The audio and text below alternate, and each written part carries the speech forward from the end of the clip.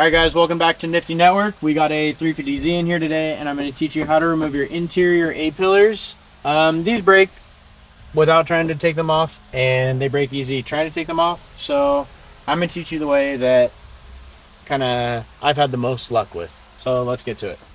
What I'll do first is I'll loosen up the weather strip right here. Just kind of pry down on it, and then once it's loose enough, you'll be able to pull.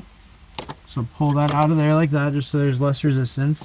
You're gonna go up to the top and make sure that like where you slide it in, it stays right there. And the reason you do that is because you wiggle it in and then you just come forward with it,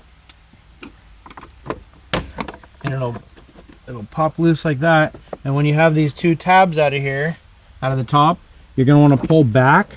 So now they're out this way, you're gonna pull back this way, and that way these don't break and these don't break. So there you go, that's driver's side, and we'll do passenger side right now. All right, so we are over on the passenger side,